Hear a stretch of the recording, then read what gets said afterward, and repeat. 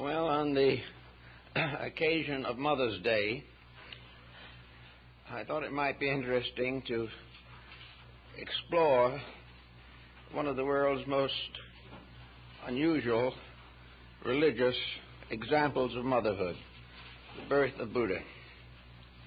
In order to understand this, we have to depart, it seems to me, from most of the historical traditions and realize that from the beginning in India, practically every personification or personality involved in religious literature is present not as a person, but as the personification of a principle. The whole fable account, as we find it in the East, is a series of personifications. In the West, we think of these stories as historically true, although mystics have already done considerable to interpret the mystical experience of Jesus as a symbol of the Christ in ourselves. In India, this practice was followed from the most remote times and descended from Hinduism gradually into Buddhism. Some feel that Buddhism is a reformed Hinduism. This is not really true. I don't feel it, at least personally. I rather feel that Buddhism is simply a restatement of the basic principles which are found in the symbolism of Hinduism. In other words, the Buddhist is simply the continuation of a process of interpretation, to go back again to the original pictures, the original concepts, and trace them to their universal sources. The early Brahmins were among the first to chart the structure of the universe. Long before Western man was interested in such matters, the savants of India and China had already more or less organized a concept of existence that survives with some modifications to the present time. Perhaps one of the most important differences between Eastern and Western astronomy is that in the East, the universe is alive. The universe is a living entity. The universe is both a principle and a being. It is not simply an aggregate of chemical processes. The very atmosphere of space is alive. Everything that involves change and backs the processes of evolution and involution, every law of the universe is alive. There is no such a thing as a mechanistic concept in ancient Hinduism. There were a few materialistic scholars, but they never made much influence or had much to do with the forming of Indian thought.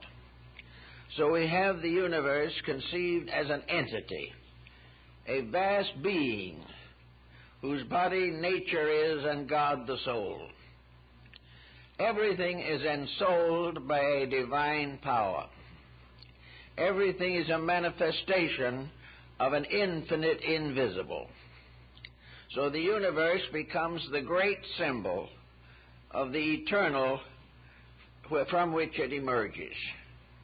And therefore it was inevitable that in old Hinduism that science and religion should be considered as one form of knowledge, because to them there could be no science without religion, and no religion without the cosmic science, which was the principal heritage of ancient India. Living in a universe of aliveness was a tremendous challenge to the mortal mind of man, a challenge which has never been fully accepted, even in India. The average Hindu is no more able to fully comprehend the vastness of his own theology than is the Westerner capable of understanding the overtones of his own sciences. Each is locked in a kind of literalism. In the East, this literalism is mythology. In the West, this literalism is materialism. The average person does not go beyond the surfaces of things. And the surfaces of things fall short or are inadequate to meet the unfolding need of human consciousness. So in the ancient system, it was necessary to provide a key to an unfolding theory that could never be outgrown, the theory of an eternally growing, operating, living creation. That what we might term as a cosmic being is actually a form of consciousness, of intelligence, and of enlightenment above and beyond mind. In India, for instance, mind was regarded very largely as the slayer of the real. Most individuals live by preconceptions, either their own or of the environment in which they live.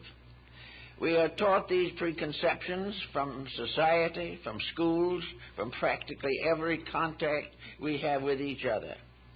We live in a small universe in which the intimate average thing is paramount.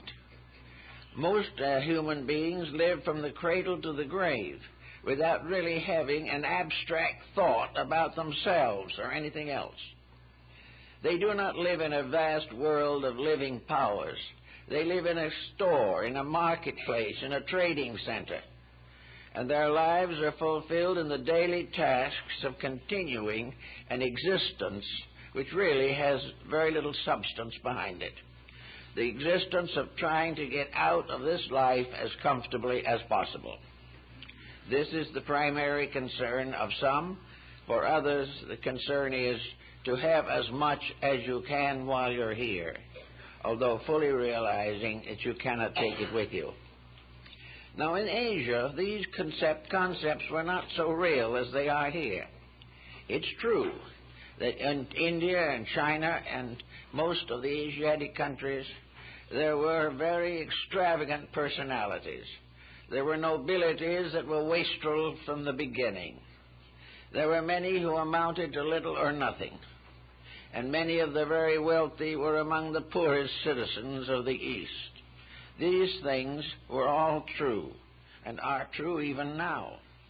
But beneath it all was a great layer of what might be termed the people. The average Indian, the average Chinese, the average Japanese.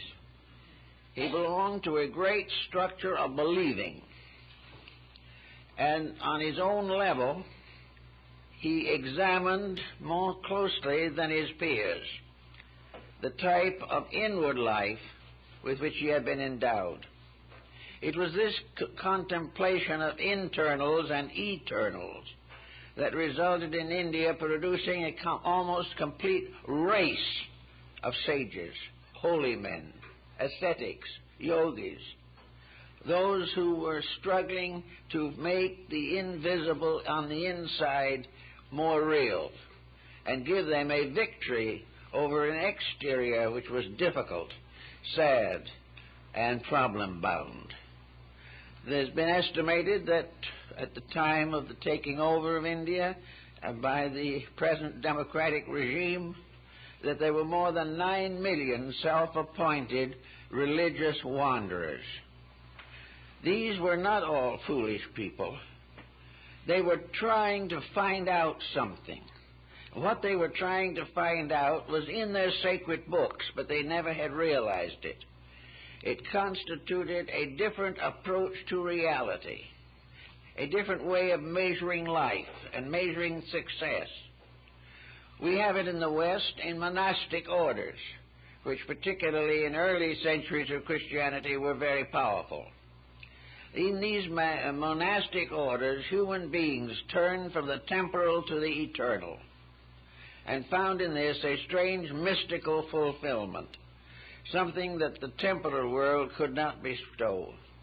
Many were led to religion by disillusionment, by suffering, by pain, by bereavement.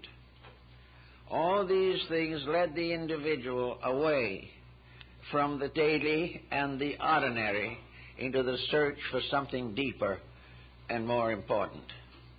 We are beginning to feel this situation now, because in the presence of the great changes that are taking place, with nuclear fission hanging over the world, with practically every system that we have proving its deficiency in many, many respects, with the average individual not enjoying nearly the security of his grandparents, there's been a great recognition of the fallibility of a materialistic way of life.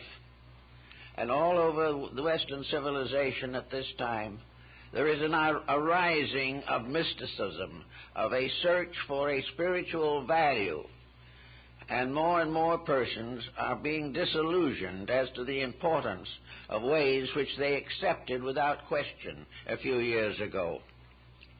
Now, to go back to our India problem, we have in this situation more or less the problem that faced India.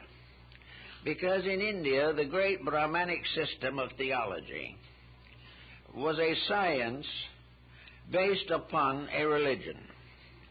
This science resulted in the fantastic structure of a caste system, a system which perhaps had many infallibles that will soon be forgotten, but also had certain points of value that have to be considered. The caste system divided humanity into 4 levels, or general structures. The highest of these was the scholar and the sage. In the caste system, wealth was not included among the important patterns of career. Below the wise, the second caste, was the defender of the wise. And the purpose of this defender was to make sure that wisdom itself was never profaned, that there was never a time when the highest was not protected and guarded. This might cause some thought today, where if we suddenly came to the realization that militarism was part of a caste in India dedicated entirely to the protection of truth in its abstract form. In other words, it wasn't who won the battle. It was to protect the eternal values of universal law, to protect what we would term the 10 Commandments, the defenders of the faith of righteousness. Then the third caste was what we would call today average people. These were the ones who were the shopkeepers, the workers, the agriculturists, all those who had to do with the maintenance of the living standard of the people, the work people of the world, who were entitled to very high recognition for this. Those who loved to labor, and to whom labor was a religion, to serve others, to feed the hungry, to clothe the naked, to heal the sick. These were the labors of mankind, and these were the labors primarily of the third caste, the caste that was concerned with making sure that the universal law was fulfilled in the commonplace, in the marketplace, in the store, in the home, and in the life of the average person who was never going to transcend a level of utilities. And the last caste was that of the outcasts, the Sudra. This was the caste not of the people primarily, not originally the people, who were born of a lower order. The Sudra was the individual who by nature was common, who by nature had no ideals and no integrities, who drifted about and became the basis of the unemployable, the criminal, and all those who preferred, in a sense, to remain unenlightened, to live as slaves to their own ignorance, and by this circumstance ending slaved by others. The Sudra represents, therefore, a person who, regardless of wealth, regardless of station, regardless of opportunity, goes from the cradle to the grave with no interest in the well-being of anyone except himself and his own. The individual to whom selfishness is a way of life, because selfishness is a supreme form of ignorance. The man who does not go to school may be learned. The man who is selfish is always ignorant. So these situations, taken literally, became more or less ridiculous. But lifted up to their level of principles, they had truths that are useful even in our day. Now, in the ancient system of thinking, we know that Buddhism, coming in, had as its purpose a transforming of certain East Indian symbolism into what later became Buddhist symbolism. The Buddhists did not destroy the gods of the Hindus, nor turn against them, nor declare them to be untrue or unreasonable. The Buddhist point of view was that these gods of the Hindus were not gods at all, except by man's appointment. He created them in the image of himself and bestowed most of his own virtues and vices upon his deities. These were attitudes, these were opinions, these were misinterpretations of principles. But the principles themselves, if they could be cleared, would be very noble and beautiful. It was just a case where, as the Buddhist point of view takes it, it was necessary to convert the gods of India and make Buddhists out of them. Make Buddhas out of the gods of India. Now, it was considered to be a little tricky, but it happened so smoothly, so gently, that it was merely a matter of deepening meanings. There was no conflict, really, between the conversion of the Hindu to Buddhism in the ancient time. He could accept it or not as he pleased. It wasn't important. But gradually, out of this situation, there rose a new estimation of the principles and purposes of deities. That these deities were in reality very much like the great aristocrats of the material world. Today we have a tendency to regard with great veneration the leaders we ourselves have created. We open the door for the advancing politician. We have great respect for our leaders, for our actors, for our school teachers, for all classes of persons that we have created, and we have tremendous respect for the wealth. Wealth becomes a kind of honorary degree in the life of everyone who gains it. So we take a very humble position in the presence of wealth, very seldom questioning how the wealthy person got it, or what he's going to do with it, or the trouble he's having with it himself. These things pass lightly.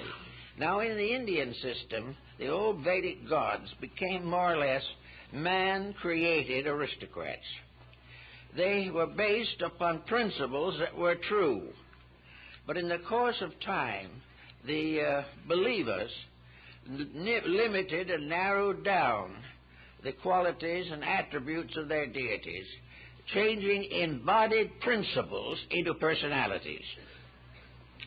It was part of the purpose of Buddhism to reverse this motion and to restore what it originally was intended to be, that all deities, like all mortals, are servants of truth, that the supreme purpose of the deity is the improvement of his creation, that he must be constant and continuously mindful of the needs of the creatures over which he has temporary government. These deities were therefore the Maharajas, the world kings, and they were honored and recognized, but Buddhism was a little leery of them. It recognized also that the tendency of the world king was to create more and more temporal empire. He wanted larger kingdoms. He wanted to conquer his neighbors. And while claiming to be a good Buddhist or claiming to be a devout Hindu, he went out and made war upon his brothers. These things Buddhism recognized as deficiencies due to lack of one important factor, namely that true religion is an internal experience. And without this internal experience, nearly everything else is inadequate. The term Buddha, of course, it comes from an ancient Sanskrit term, which means enlightened. Therefore, Buddha is not primarily a person, but a state of enlightenment, a condition. Now, the same might be true also if we consider the Western philosophies and religions. We may personify Jesus Christ, but a Christian has to live the philosophy, live that religion. Christ is perfected in the Christian, and in the East, Buddha is embodied in the person who keeps the rules. Now, the rules are very, very simple, basically, because enlightenment is a condition that arises from a series of changes in the character and conduct of individuals. Therefore, we find the story brought into focus that Surya, the sun god, the god of all light, had a consort in Hinduism who carried the name of Maya. This consort was the feminine aspect of the sun. It was not originally a lunar divinity, but it was simply the transmission of light. It was not something inferior, something secondary, something dependent. It was, for the power that it personified, simply fulfillment. Everything that is right has to be fulfilled. Laws are made, but they must be kept. The knowledge is accumulated, but it must be interpreted in terms of common good. So in the ancient system, Surya, the sun, was the principle of infinite universal light, the light of reality, a light that is very different from just the sunball that we see in the sky. Surya was the light of the world. It was that power which bestowed upon everything that existed not only the power of life, but the power of intelligence, and ultimately the actuality of salvation. In other words, it was the creator, the preserver, and the redeemer. It was the infinite reality upon which all other things depend. It is the light in things that make them live. It is the light in our eyes that makes us read a book correctly. It is light in our heart that gives us love. It is light everywhere that transforms the darkness of ignorance, selfishness, perversity, fear into a radiant internal enlightenment. This means, as even the Western mystics have clearly shown, a change in what man sees when he looks. The individual who is not enlightened looks upon a world of difficulties. The enlightened person looks upon a world in which universal principles are fulfilling themselves, regardless of whether we like it or not. But it is perfectly possible for the individual to enter into an intimate association or comradeship with this light. So in the beginning in this system, we have light. And this light becomes the principle which is not visible light, physical light, such as we can see, but a light that transforms the inner life of everything that lives. A light that shines through the darkness of every uncertainty, imperfection, and incompleteness. Now, according to this concept, then, Maya would be this light in manifestation. The light per se is in the sun deity, but this light in manifestation becomes the instrument of the enlightenment of everything that lives. Therefore, Maya is not a secondary power. The Shakti is not merely a dependent. It is, in this case, a principle that can only manifest through an appropriate vehicle. And that appropriate vehicle is creation. And over this creation and all that it possesses and all that it contains is the principle of this one light coming home in everything that lives. Therefore, Maya is the fulfillment of the divine purpose, as that purpose is represented by the eternal maternal principle. In the Indian philosophy, finally, in spite of what we may think to the contrary, if we go back far enough to the roots of the Vedas and the great teachings of India, we find that the eternal, space itself, the infinite potential theater for the existence of things, that which is the root of everything and from which everything must come and to which it must return, is a feminine power. This represents the inevitable state of birth and rebirth, both of which are feminine potentials. In this sense, therefore, we see the gradual transmission of this concept of Surya and Maya into the development of Buddhist legendary and lore. This legendary and lore divides abruptly into two schools, the northern and the southern. The southern school is far less florid than the northern. The southern school teaches that the only way that the individual can release himself from the great cycle of responsibilities and escape from the illusion of materiality is by entering holy orders, casting off all worldly possessions and going forth in humility and unworldliness along a path that must lead through the whole of life to death. Only when there is a complete renunciation of all material things can the curse of Mara, the Lord of illusion, be broken. About the beginning of the Christian era, in the northlands of India, on the borders probably of China, a new branch of Buddhism slowly emerged. This branch undoubtedly emerged because of the impact of the Buddhist principle upon the consciousness of its own believers. There was no inconsistency. There was no misinterpretation.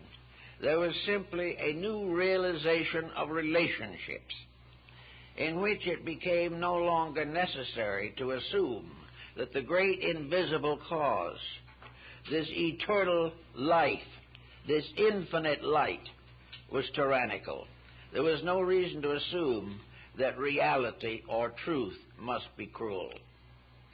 There was no idea or realization that it was necessary to be punished forever for the sins of the fathers. That there was no hope except by this strange path of renouncing everything, including self. As a result of this change of perspective, the second school, which became the northern school, or the Mahayana, became tremendously important in the growth of Asiatic peoples. One of the simplest examples of this point is the Bodhisattva Avalokitesvara, known in Japan and China as Kannon or Kuan Yin, the goddess of mercy. It began in India as a male being, and early representations of it even in China are androgynous. But gradually it became a new being, for it was suddenly recognized or understood that mercy was strangely a heart aspect, that it was something, therefore, that belonged not to the creative processes, but to the redemption and release of creatures. And in this course of procedure across Asia, this deity became feminine, and is as feminine is recognized today among all Buddhist peoples.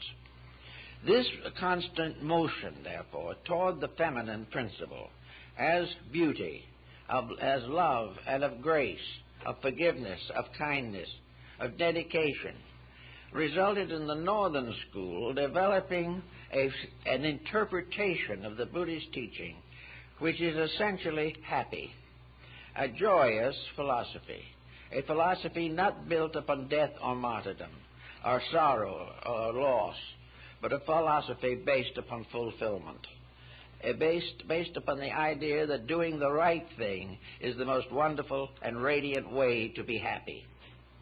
Then only one problem remained: how to know what is the right thing and how to find ways of understanding it. And to meet this, we have the story of the birth of Buddha, in which a certain number of very interesting factors not generally considered enter. According to one of the fables, and there are many, by the way, and some of them are in apparent conflict, but not if you think them through. In the beginning, Surya, the god of the sun, this being the infinite light, not the light that is physical or temporal, but the light that comes with every being who comes into the world. This light, Surya, approached the queen of a little kingdom in what is now southern Nepal, and being a very courteous thing, never being bombastic or tyrannical or despotic, the eternal light asked Maya the privilege of being born through her. He wouldn't do it. It wouldn't do it if she didn't want it that way. And at first she rather objected to the idea. But after a very beautiful story was told, she accepted and agreed that she would become the mother of the embodiment. Now, what was going to be embodied? In one school, the embodied being was a bodhisattva, a being approaching perfection, who had voluntarily accepted the ministry of coming into the world for the redemption of mankind. Another view of the entire principle was quite different. Instead of being a person, this Buddha was actually Bodhi. In other words, infinite soul power, seeking to be born as the Redeemer of all that lives. Now, in the categories, particularly those we find also in Yoga and Vedanta, we have a triad of which Bodhi represents infinite benevolence. Bodhi is the love that has no imperfection, no distortion, no selfishness, no self-interest.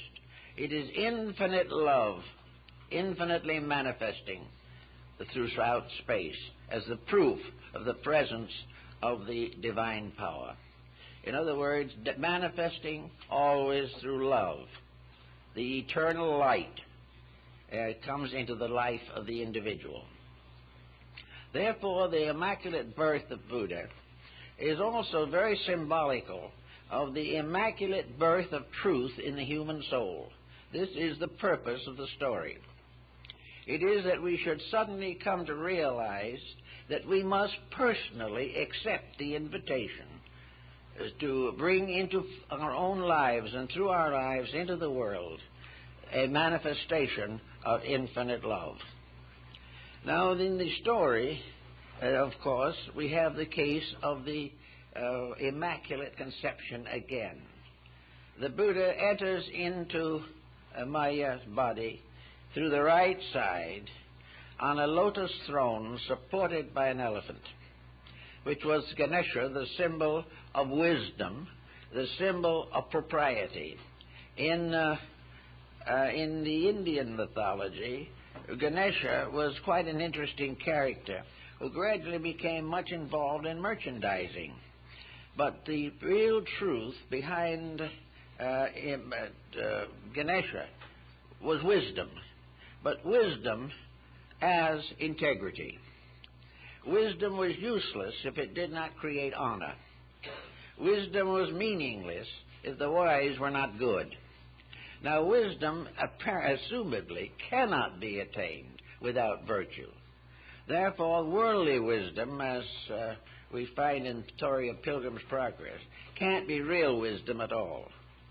But in wisdom, the Bodhisattva was brought into the body of Mahamaya. And at that same instant, a blue lotus flower was placed in her hand as the symbol of the Annunciation. And of course, it's interesting that in many European figures, the Virgin Mary, at the time of the Annunciation, is given a lily by the angel. This lily is again part of the same thing. And in the case also Mahamaya, we find another interesting parallel. She is associated very closely with the moon, which in a mysterious way is under her feet. Anyway, Mahamaya becomes the mother of the Buddha. She is purity, becoming the mother of truth. She is that which is undefiled, becoming the basis and the power of redemption. And undefiled means finally and ultimately that all conduct is motivated by integrity, that all affection is honorable, and that in love and love alone can the true human being be brought into embodiment with the greatest potential for growth. Now the time came, and the king of the little country, where Maya was the queen, knew of the story and became acceptant of it, and believed her account. And in due time, when her term was complete, they went to a beautiful garden called the Lumbini Garden near his palace, where grew the painless tree, the tree that there was no suffering. She reached up her hand to pick a branch from this tree, and the child was born from her right side. Now this is quite an interesting account for the reason that in all probabilities we are to understand that Gautama Buddha was born or delivered by a cesarean delivery. This is the only thing that would account for the detail, and also account for the fact that it's carefully recorded that the mother died within 7 days. This would prove very likely true of a cesarean done at that time. So we find that instead of being brought up by his mother, he was brought up by his aunt. And this aunt became also the wife of the king, and together they raised the child. Now in this particular story, we find another interesting thing, which I think tells us something of the mythology involved. When the child was born, at the moment of birth, it was caught in a cloth held by the gods Indra and Brahma. And at the same time, the skies opened and the dragons of space anointed the child. Then, as only a few minutes old, the child walked. And he took 7 steps in each of the 4 directions, and then returned to his native infancy. And the Chinese indicated these steps by putting a flower where each one of the 7 footprints in each direction was placed. And in the old woodblock prints, the flowers are arranged in the form of the cross. This is another interesting point that has generally been ignored. But it is all part of a story that goes far deeper than we're inclined to think. Actually, the continuation of the life of Buddha goes into a whole complication of situations. His aunt who raised him becomes one of his first converts, and this is regarded as an indication of his true attitude on conversion. Also, his own son, who was called the delayer or the postponer, was converted. And Rahula was born on the day in which Buddha received enlightenment. All these stories all fit together to make a story. They're very important. Actually, therefore, we find the development of the boy following a concept of picture, following the ancient customs always, but strangely breaking through them into the destiny that was intended. In the Indian Eastern situation of Buddhism, we find, therefore, many accounts of Mahamaya. At the time of the child's birth and her own decease, she retired from the world into the Tushita heaven, where Buddha himself had waited for embodiment. This heaven was 33 steps above the earth. And when Buddha came back to his father's house to preach and convert the king after he had finished his own enlightenment, one of the first things that he did was to ascend the 33 steps and preach the doctrine of redemption to his own mother. This was his second contact with her. There was one contact after this, after his own death.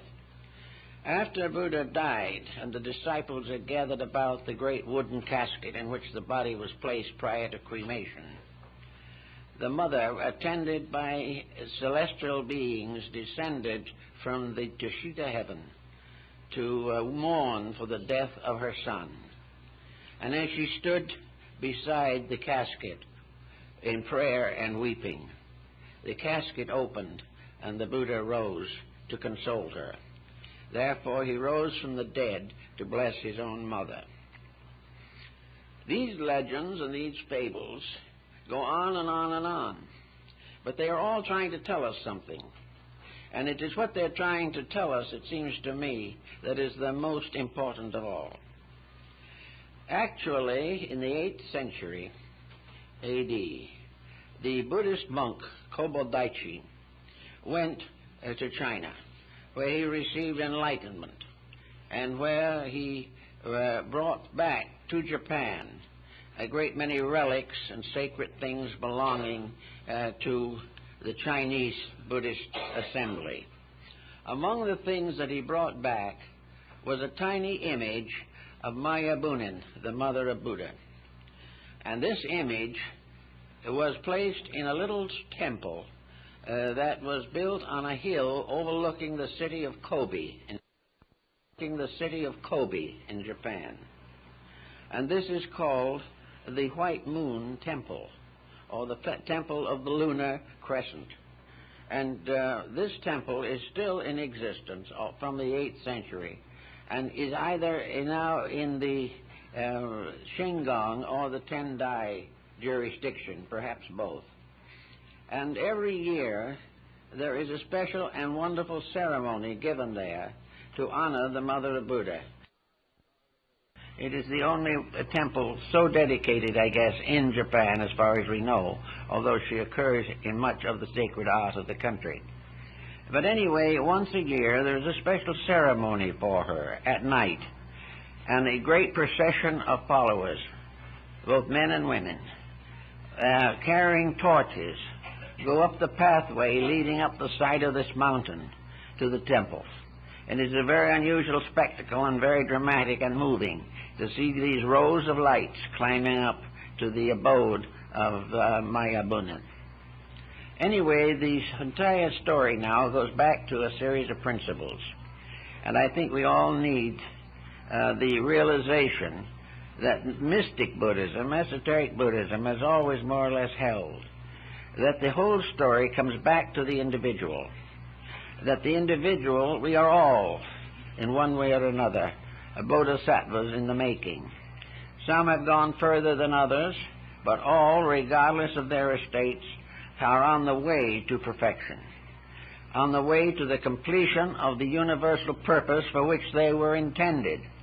And this is one of the points that is quite a situation between Eastern and Western thinking. The Eastern mind has a concept, at least, of what the intentional end is.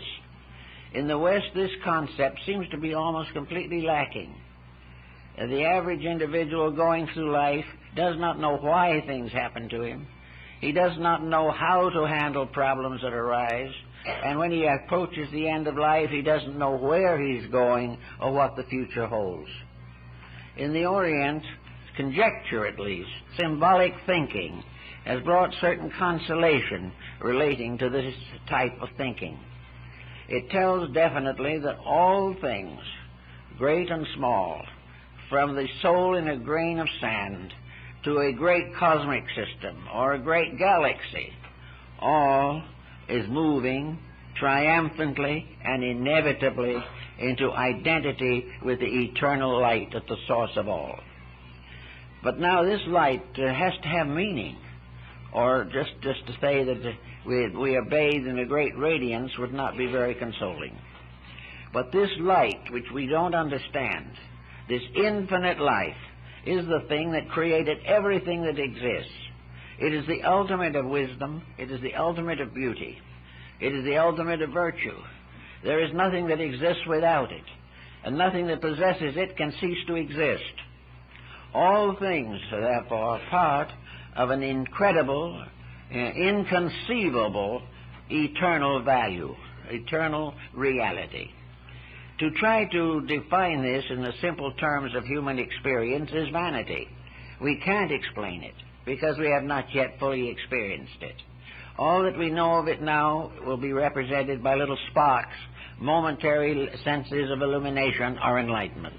But the great value is beyond our estimation. But toward it we are moving. Therefore, the motion behind all things is toward perfection.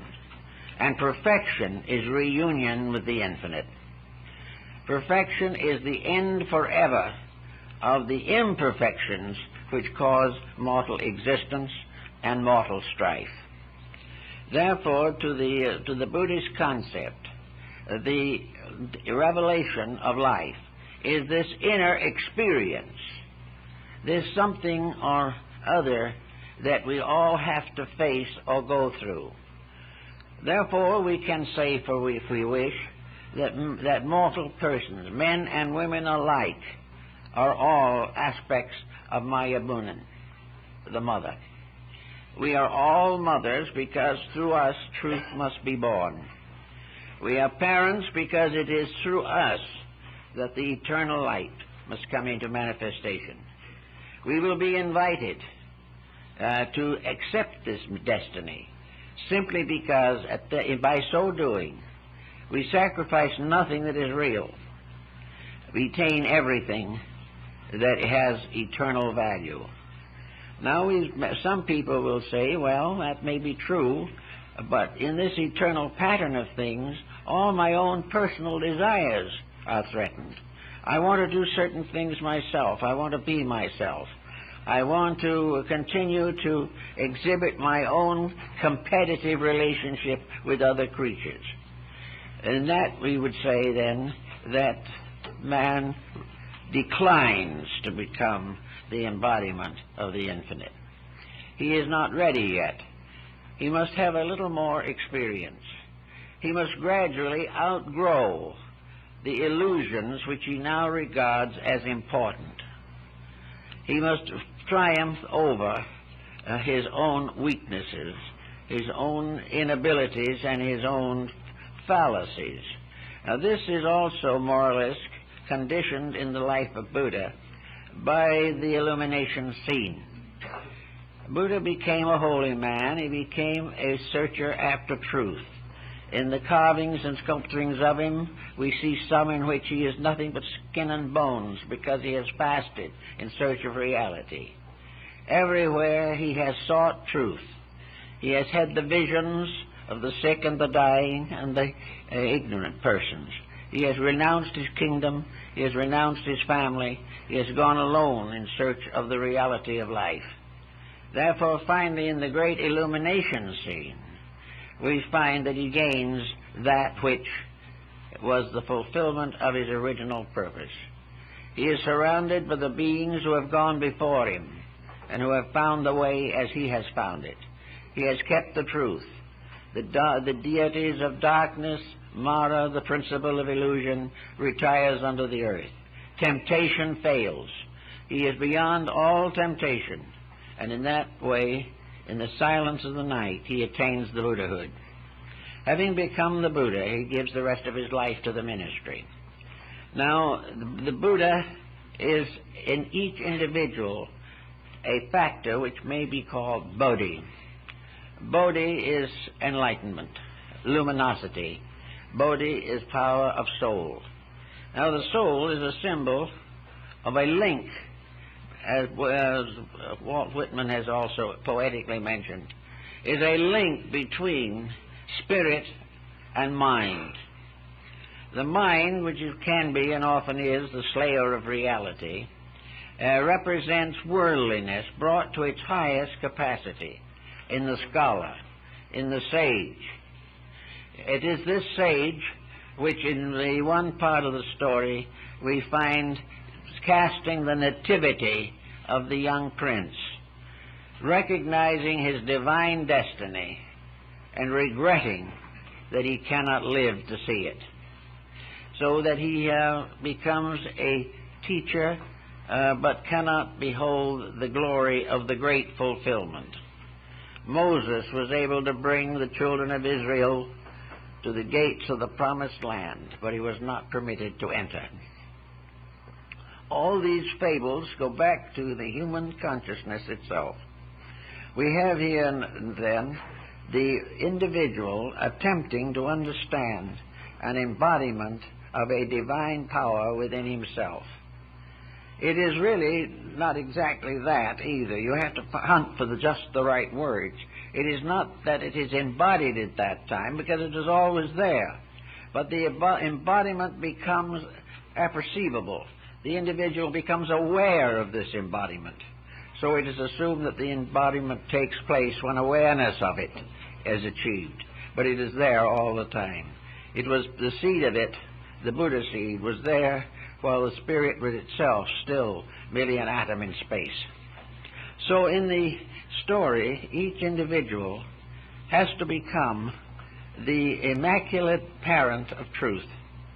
The body has to become the servant of the infinite. It has to be rededicated to the purposes for which it was originally fashioned. Thus, we start in to contemplate the problems of the virtues as we find them in the Buddhist fable. In the first place, we know that the Buddhist commandments are rather different from ours, but have the same basic ethical implications. But a modern Mahayana Buddhist does not feel that the great achievement is through renunciation. The Southern Buddhist makes renunciation very strong. The original revelation of the initiation of Buddha makes renunciation very strong. But in modern thinking, in more recent times, since the beginning of the Christian era, the path of Buddhism has been one of fulfillment, of a rather joyous state of things, a kindly and pleasant realization.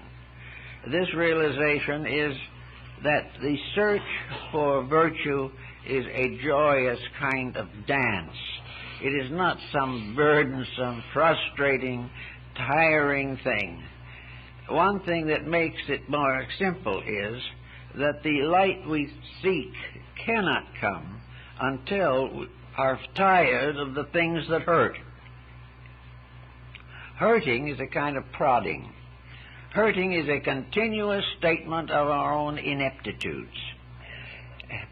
When hurting comes, ignorance is somewhere not far away. Even physical pain can be exaggerated by the hurting of futility, where the individual has no idea, no hope, no concept of why things happen. Now, it is not often that we will find a person who has lived a long life without some pain. It is part of existence. But the purpose that the Buddhist seeks to achieve is not necessarily that he won't hurt anymore, but rather that the hurting becomes part of a recognized good, that pain is necessary to the correction of ill, that if we did not have the symptoms that hurt, we would never find a remedy for the malady. So all the problems of living are part of a growing process. And out of this growing comes the realization that Bodhi is within ourselves. The great throne of the Buddhist experience is within the human heart itself. In the Northern School, the heart doctrine, the Buddha is represented seated in the human heart. either by his appearance or by his symbol or by the ideoglyph that represents him. He is therefore the desired of all nations. He is the one who comes to heal the sorrow of the world. His miracle is perfection. His entire fulfillment is the taking over of the life.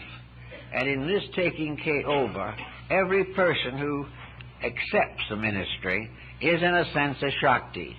In other words, the acceptor is the feminine part of the transaction, because it is the one to whom is entrusted the bringing forth of the perfect soul and also the creation of the perfect world.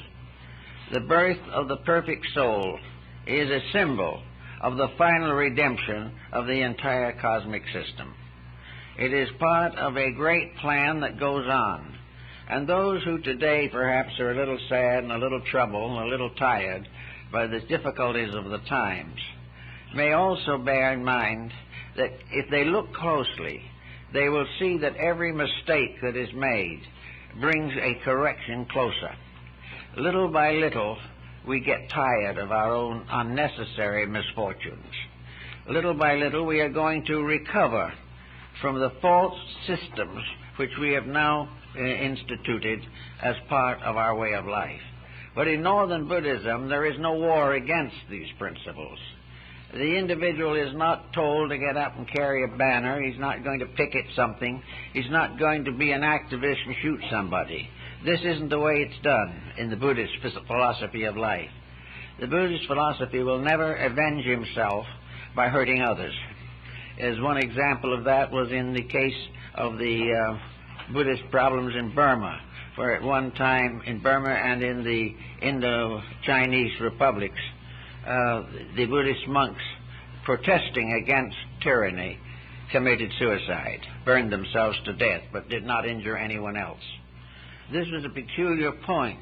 It was a great reprimand against the other person, but the other person obviously didn't particularly care. But it was the only way in which the individual could remonstrate without violence to another person. So in all of the Buddhist philosophies, we have this particular point strongly emphasized, that it is not through violence, because it is only through the death of violence. So we are told that when Surya, the sun god, sought out the person in whom he would dwell for 3 years before he was born as Buddha,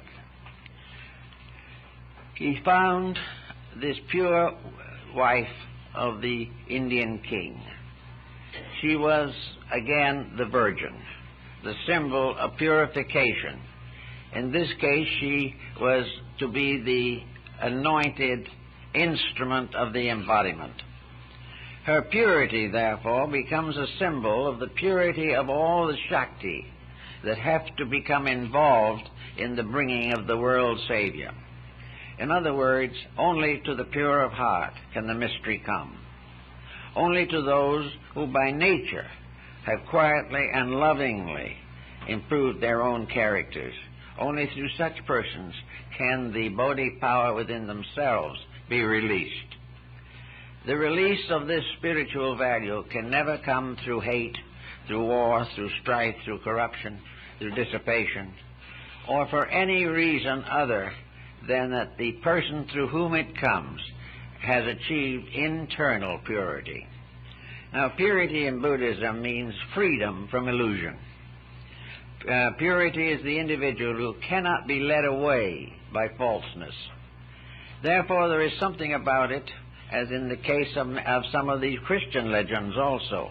There is something about this virginity of the mother that bears witness to a kind of childlikeness, uncorrupted, undefiled, untouched by false values because of purity of inward heart. Only this is, therefore, the proper parent of enlightenment. Illumination comes to the pure of heart, and those who live as far as humanly possible in peace with all other living things. Now, we're going to see some of this coming along one of these days right here in our society. We're going to see that all this violence, all this clamor all this pomp and circumstance is going to gradually fade away because it is solving nothing. All this effort to fight our way to peace, this effort to work our way to wealth and be happy at the same time, all these false values have to go, and the ability to rise above them gradually redeems the person. Every truth seeker who is honest, everyone who really recognizes the need for greater inner strength, is therefore becoming more and more a person of purity of heart and mind. It's interesting to note that in early English and other languages, the word virgin was not limited to the feminine. One of the kings of England was called the Virgin King. It was simply a symbol of integrity, of purity of motive, of purity of intention, and of the living of a righteous life in a world of temptations. So the idea of the achievement of the virgin self, the coming of the mother of the mystery before the mystery itself can be born, indicates the idea that in the heart doctrine, love becomes the mother of enlightenment. Love becomes the mother not only of human enlightenment, but in some mysterious way, expanded beyond our comprehension, becomes the one great gate that leads into the infinite. All other factors are secondary to the unselfish love of one human being for another and of all human beings for their creating power. All these things are substanced in the Buddhist teachings. There are all kinds of legends and fables about all of these things, but every one of them has something to do with the fact that the inner person is the mother of truth, that this inner person is the love of truth, is the purification of life, and is the consecration of conduct, until finally it is the perfected soul that brings forth the Redeemer. This all becomes part of a world message. It is everywhere among the doctrines of mankind, because it is always something that has come out from within the being itself. These different religions are the human being's gradual unfolding of their own potentials. Little by little, we demand a different type of deity because we are becoming a different type of being. The God of battles is no longer our saints. We no longer respect authority, power, despotism, and tyranny. We no longer expect to be slaves of some eternal despot whom we can never understand and from whose tyranny we can never escape. This type of theology is gone. And the kind of theology also that teaches or tries to teach us that because of a few short years in this world, our eternal destiny is measured, that we must go to some other place and suffer forever for sins committed by our own ignorance. These things simply will not fit into the Buddhist philosophy of life. Rather, it is always a case of growth. And I think it's also important to remember in thinking of the law of reincarnation and karma as taught in Buddhism. Buddhism does not teach that karma goes on forever and that forever we make the same mistakes, forever we suffer for them, and we keep on suffering and going on, and as a result of eternal mistake, we are eternally reborn. This is not the Buddhist idea at all. We are not here to go on forever by rebirth.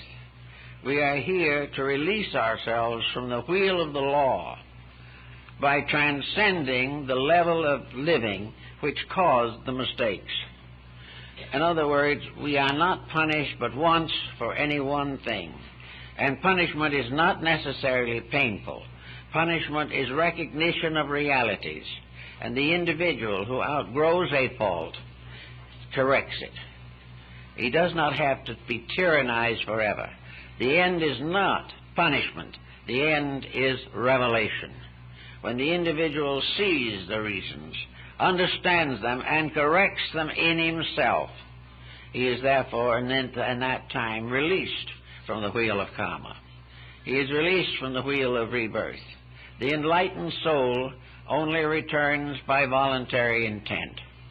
Those who have gone a long way in enlightenment, or those who are in great need of more travel, but are aware of the facts, are born again. But the great and illumined soul is born perhaps with the greatest importance, because it is a voluntary action. The Bodhisattva's rebirth is a voluntary action. Now, in the case of Buddha, there is a very interesting story about this. As a Bodhisattva, over a period of ages, he paid all his karma, went through all the embodiments shown by the carvings on the walls of the Borobudur in Java, and at last he came to the final decision to attain the nirvana. But there was one debt he had not paid, a debt from way back, a small and insignificant karmic occurrence, but was not finished. But it was that unfinished business that made it possible for him to come back, which was another side of their philosophical thinking. So when the poor man gave him the tainted food because he had nothing else to give, and Buddha ate it, and as a result died, he told his disciples that in accepting this tainted food, he had passed his last test. He had made right the last wrong in his existence, and therefore, having attained this, he could then go on. But instead of going on, he held that fault for ages in order to be able to come back. It was the doorway through which he could come back until he corrected it. This is kind of an interesting sidelight on some of the symbolism involved in these stories.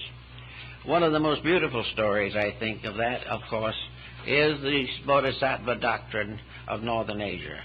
As we look upon the magnificent statuary and paintings and images of China, Japan, and Korea, we see these wonderful, radiant, luminous figures of the Bodhisattva, which means the enlightened soul, the enlightened self, the enlightened being.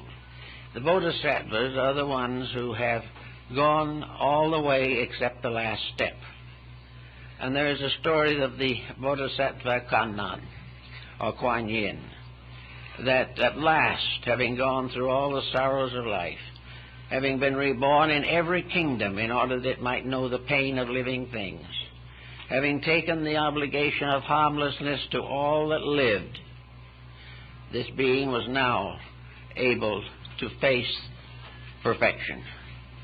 And as it stood at the gates of the infinite to go through, it heard a funny little cry, and looked and saw a tiny birdling in a nest, the mother dead beside it.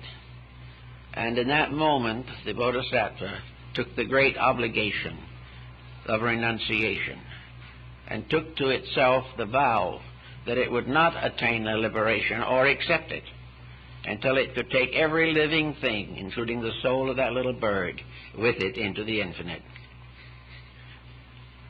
Beautiful little legend. Beautiful. It tells us something, all of us. And here on Mother's Day, it seems to me a very good thing that it does, because it helps us to understand a lot of life that we pass through too lightly and too insignificantly. All that we are striving to do in our best moments and in the moments of our own enlightenment, we are striving to be useful, to help all that lives, because in this way we achieve the full labor of the Shakti. The Great Mother comes in all of us when love takes precedence over every other emotion in life. It comes when a complete renunciation of self ends selfishness. A complete renunciation of gentleness ends all hate, stress, and tension. And I think today maybe we are in great need of this kind of a religion, this kind of an attitude towards life. Under the pressure of our economic situations and political stress and international complications, the individual is moved to attitudes that are not right for him. He hates. He is belligerent. He despises. He gossips. He condemns. He is forever looking for the wrong in things. And in so doing, he locks himself in the illusion of his own material attitudes. I think there is something to be said for Buddhist mysticism which could be carried over into any religion. In other words, Buddhism is not primarily interested in making Buddhists. It is not interested just in converting anybody to anything. What it is interested in is seeing all human beings living nearer to a purpose of universal peace, of universal accord, of universal understanding, of universal affection and regard. And therefore, in this case, the Son, or the Eternal, comes to each person and asks the right to come in. This is Christ knocking at the door. Each person has the right to accept into itself this power, a dedication to the release of soul power, which is to be found by gentle meditation, prayer, thoughtfulness, consideration, and the gradual disciplining of false attitudes. If the individual becomes capable of eliminating most or the greater examples of his own inconsistencies, both the Buddhist and many other religions have also a formula represented by Yakushi Niori, the Buddhist deity of healing, the healing power of the truth, that in some mysterious way, even physical sickness often has to give way to enlightenment. It can be strangely made better. There is also a very interesting formula about the great physician in the Buddhist doctrine. And the great physician came to each for a person who was sick, but they rejected him because his medicines were not pleasant to them. He told them frankly that the healing medicine was that by which the soul was changed. So they rejected him, and he went his way, and no one paid any attention to him because they wanted to have health through excess rather than through discipline. And so one by one they got sicker, until finally, in desperation, they called the great physician back and agreed to follow his instruction. When they did, they got well, and everyone lived happily ever after. The great physician is, in the Buddhist doctrine, the power of love over hate. It is the power of tranquility, the power of the great paternal feelings that we have. And it is represented very largely when each person becomes a parent of others. Each person becomes the immaculate parent for the incarnation of the great light of the world. These things are perhaps also shadowed down into our material existence. And on Mother's Day, it is very good to think of some of these things, because there is a tremendous power in the simple fact of motherhood itself, by which life is changed and transformed, and each individual moves from merely part of a pattern to one of those who is becoming a creator, someone through whom life is to come into the world. And in this life, we have the physical. But in the philosophical level, this light becomes the mystical. And light as physical perpetuates the species. Light as mystical perfects the whole world and all that inhabits it and all that works through it.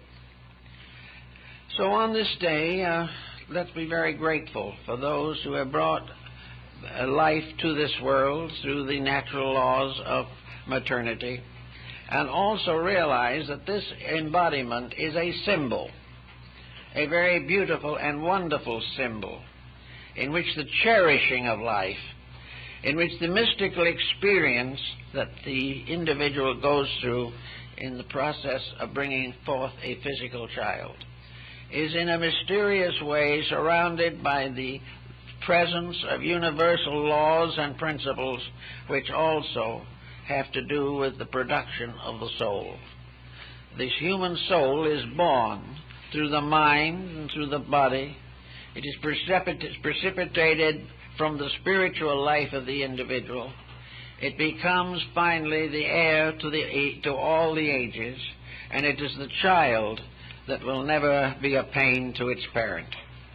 This bringing forth of the sun child, the soul child, the Buddha child in ourselves, is the gradual unfoldment of the eternal through the temporal, of the invisible through the visible. The principle will not be seen, but it will be made known by its preachments. And the preachments in this case represents the conduct, donations and contributions to world good, and everything that can be done to make a better life. So there's constantly coming into this world souls that are brought here, if by love, by the strongest power there is, and that the entire experience of physical love has its absolute equivalent on the higher planes by the mystical experience of soul love. And without love, there is nothing but sterility. Without love, there is nothing but death. And with love, there is everlasting life. So the gradual transformation of ourselves into the love principle is more or less a feminizing process. It is making the principle of love stronger than the principle of law, but does not break the law, because the law itself arises in an infinite consciousness of love. The law is there because it is necessary to the fulfillment of the great affection of the universal parent for its children. So all in the world we can really hope for is that gradually private people in their daily living will begin to live closer to the realities of good, that little by little our failings will be transformed by a kind of affection. When we love someone very dearly, we will sacrifice much for them. Their happiness becomes more important than our own, and we never can be happy until something or someone else is more important than ourselves. All the way through, the world of law was the world of the prophets. The world of law was the old dispensation. But the understanding of the law, not its abolishment, but the understanding of the law becomes the new dispensation, because it is that by which we gradually come to understand that law itself has no existence except as an instrument of love. As the parent must correct a child, so universal law, because it loves creation, corrects its mistakes. Little by little, we move into a more rarefied and gentle atmosphere of relationships with things.